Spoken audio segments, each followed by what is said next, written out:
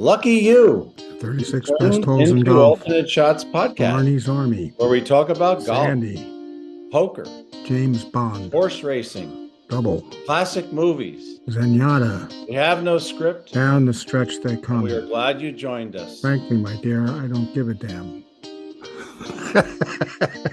So, Billy, how freaking happy are we today? We have one of the senior members at Wingfoot, and I say that kindly because he can still beat my tail without any shots from the same tees. Still one of the best putters at Wingfoot, none other than Hank Malfa. How you doing, Hank?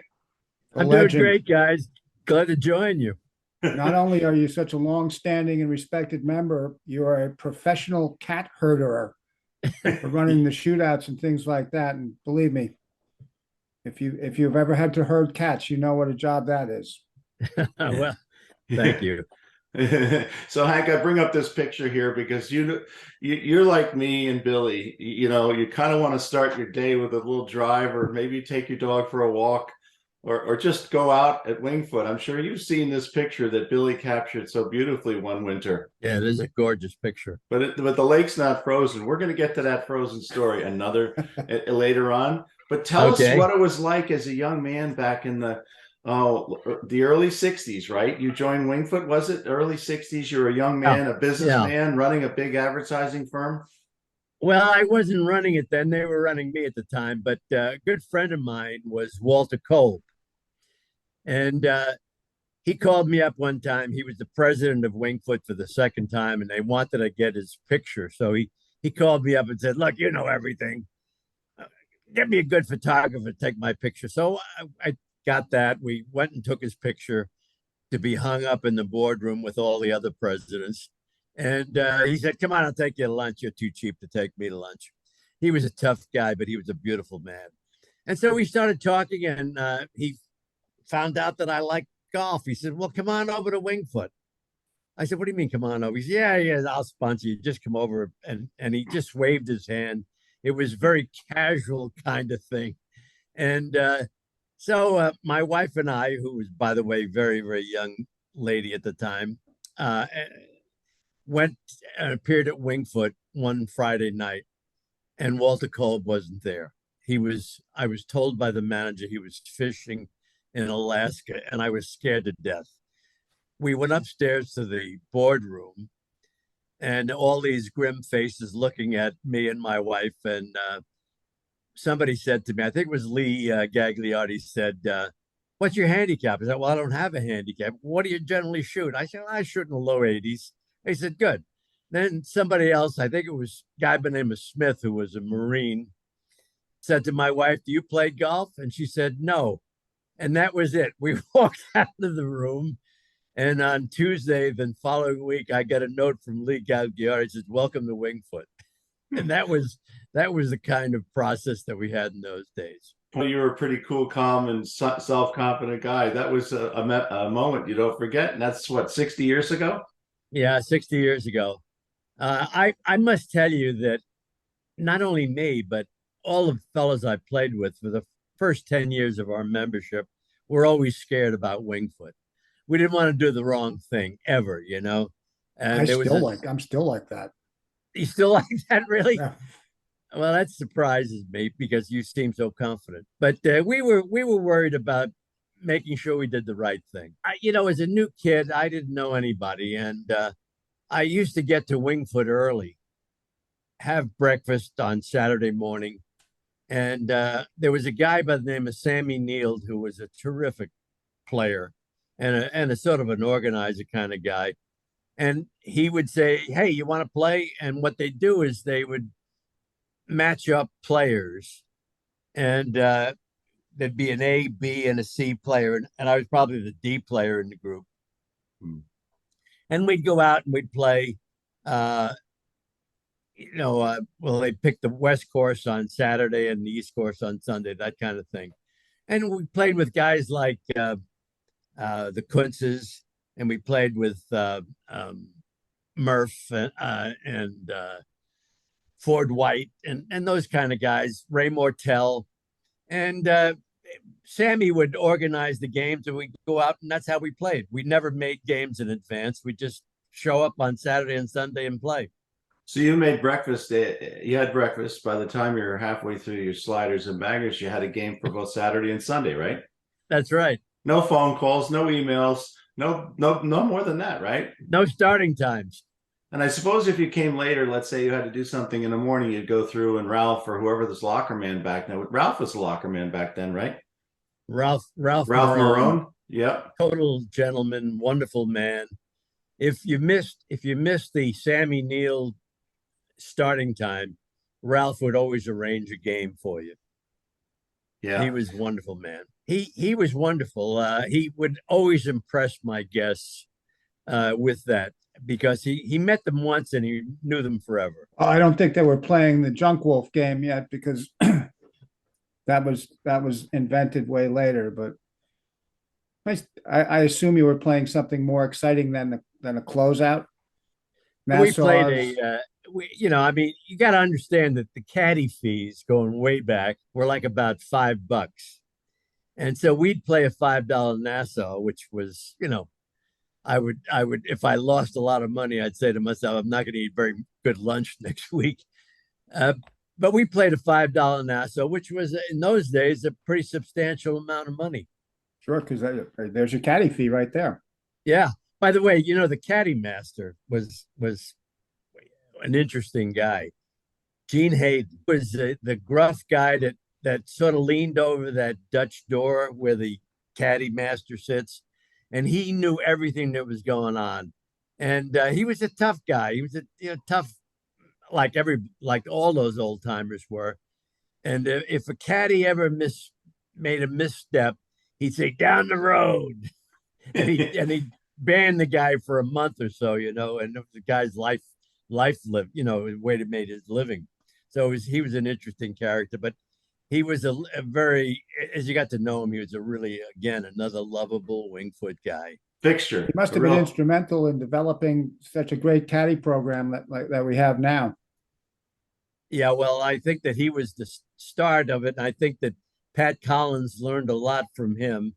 Pat was his number one guy for a long time, and then Pat took over, and Pat did a marvelous job from 7 o'clock in the morning to 7 o'clock at night. He was there and, ready to roll. We were back tee players basically, but we still played in, 3.5 hours, I think. It was kind of important to play in 3.5 hours, by the way, because we'd start off early and then finish 18 holes and have to go over to the pool, be with our wives and kids.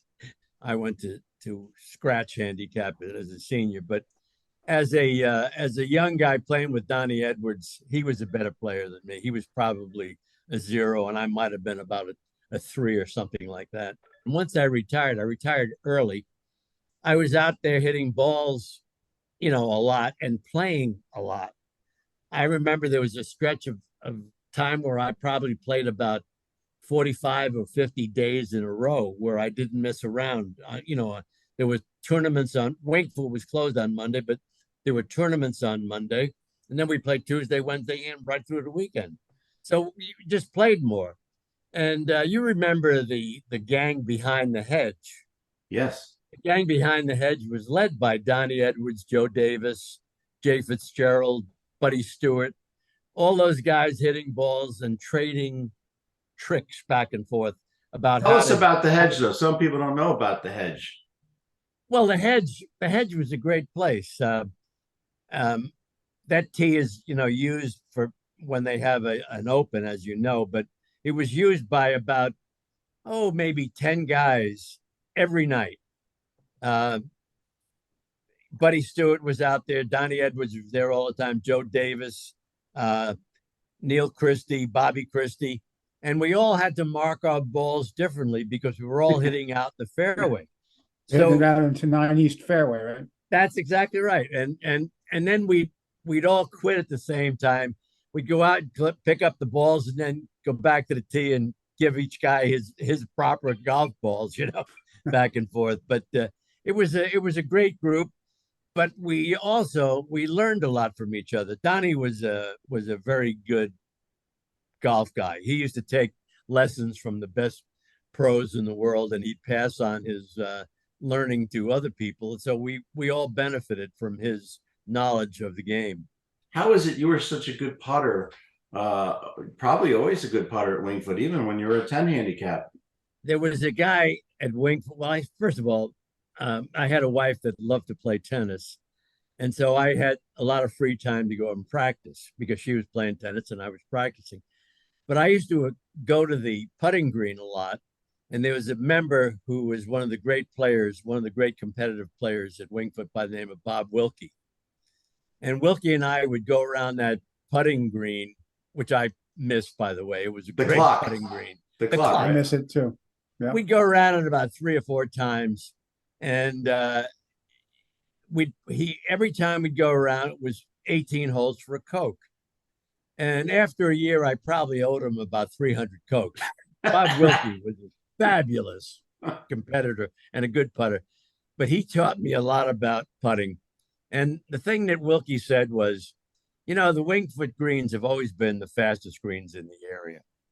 And he said, with these speedy greens, you never putt the ball when you have a 3-footer outside the hole. You putt it inside the corner or on the lip at the most and just hit it firm. And so I sort of learned that firm stroke. By the way, I got to digress for a moment because I learned the stroke from a guy by the name of Spencer Daly, who was one of the best putters in the history of Wingfoot. In the year he won the club championship, he 3-putted once or twice the whole year. So I learned that stroke, and then competing with Wilkie on the greens, maybe 2 nights a week, every night of the summer was a pretty good coaching lesson on how to putt. Back then, they had as many good golfers as today. Joe Gagliardi, didn't he get to the semifinals of the U.S. Amateur? Didn't he get invited to the Masters and things like that? Yeah. They were the Kuntzes played at the Masters too, by the way. Both of them, I think, played at Augusta. They were both at the U.S. Open.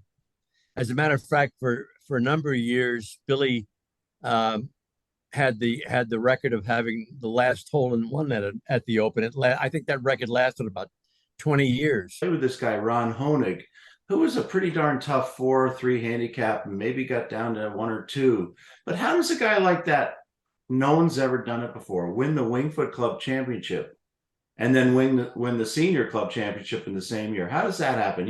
You've seen guys try to do that. You've tried to do that. He had Collins on his bag. I watched that interview you did with Collins, by the way. He was awesome. That was a great interview. His stories were just absolutely fabulous. But Bobby caddied for Honig for both the senior and the regular championship. And he read every putt and he gave him a tremendous amount of confidence.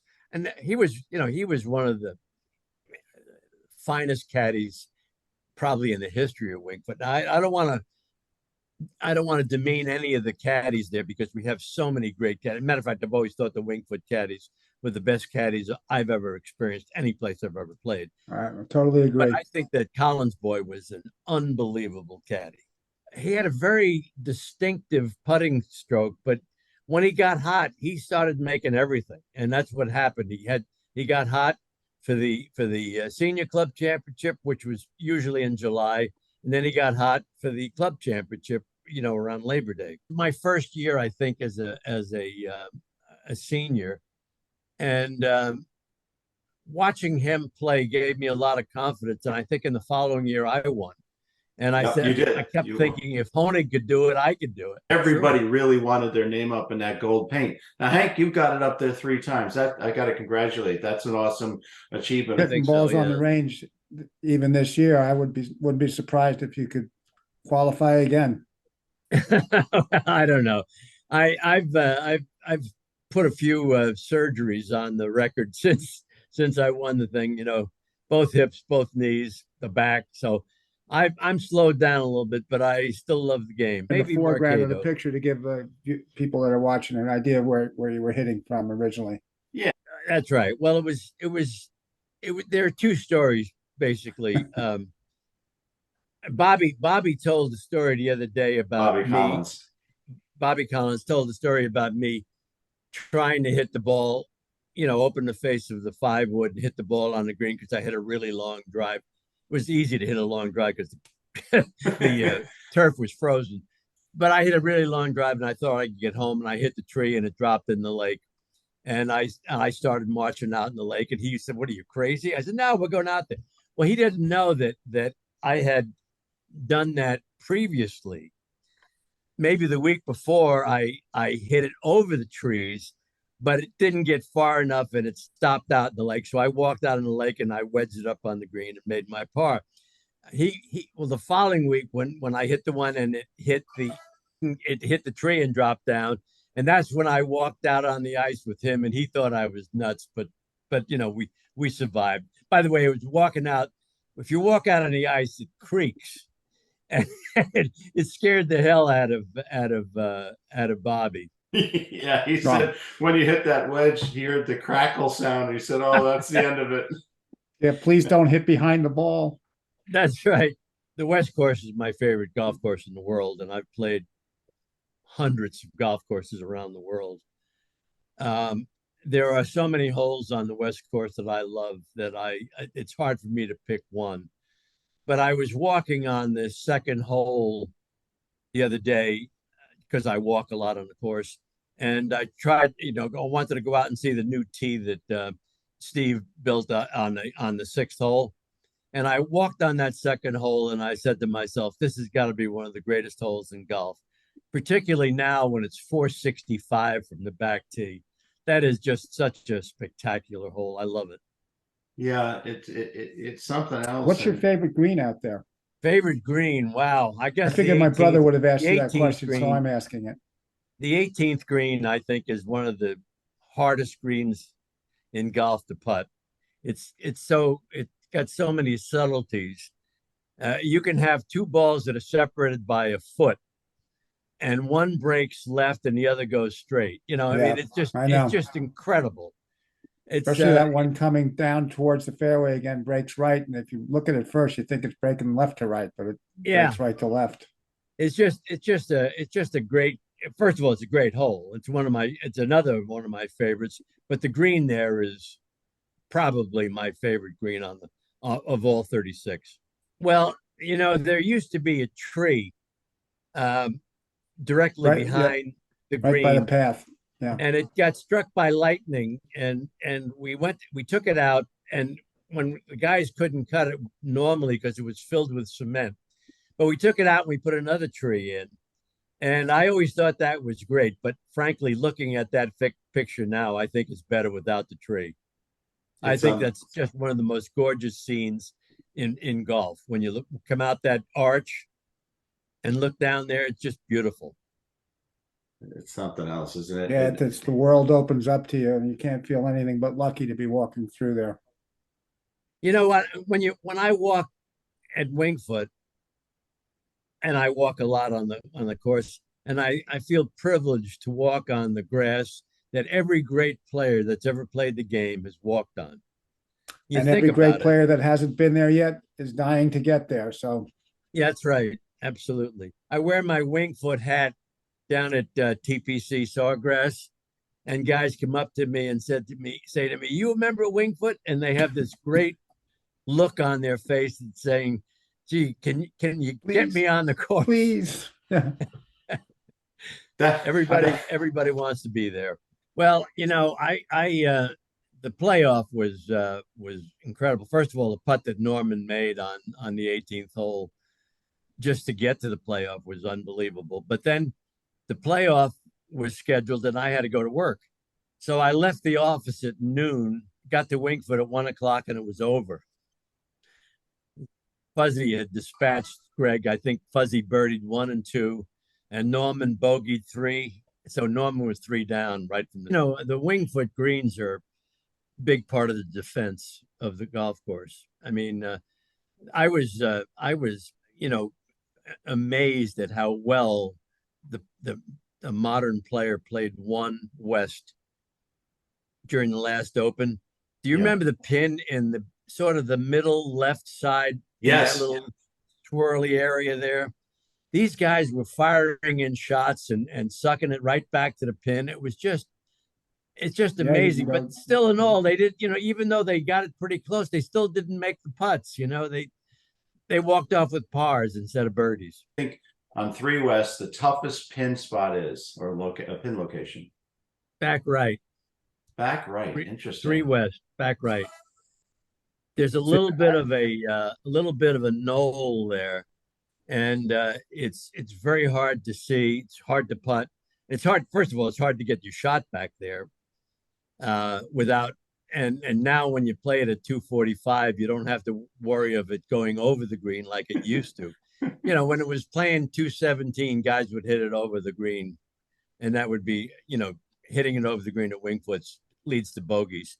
But at 245, it's hard to get it back there, and then once you get it back there, it's also very hard putting. Ever had an ace at any of the par 3s here? Have I had an ace on that hole? Any holes? Any of the par 3s? I had one there on 3 West. Wow. I had one on 7.